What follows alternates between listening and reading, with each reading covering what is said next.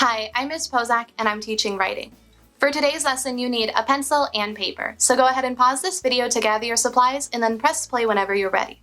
We have been writing reviews, which are our opinion, and many people can have different opinions about the same thing, and that's okay. This week we are going to write informational pieces. Informational pieces have facts, and facts are real and true. So whenever we're writing this week, we need to make sure that we know the real and true answer and aren't just writing stuff that we might think or that we hope is true. This week we are going to research an animal. So first, I want you to think in your head, what's an animal that you're interested in learning more about? I'm gonna pick koalas because I recently got to see them at the zoo and they are just so cool. And now we need to find the answer to a few questions about whatever animal you're choosing to research.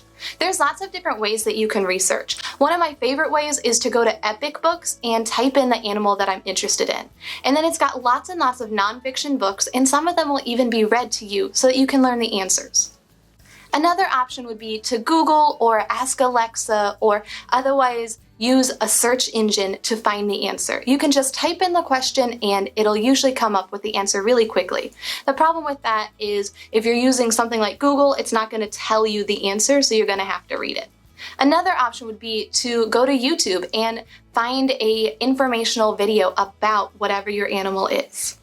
You might need an adult or a big brother or sister to help you read or otherwise find the answer to your questions. And that's fine because that is so much fun, and now you're involving others in your learning process, which is so cool.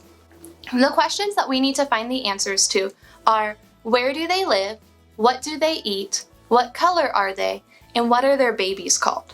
So you're going to find those answers, write them down, and put them in your Google slide. And then make sure that you keep that because we need that for the rest of the week. So now I need to find the answer to these questions. I'm going to research koalas, and that's the only animal you cannot research. You need to find something else that isn't koalas because I'm going to tell you all the answers to koalas.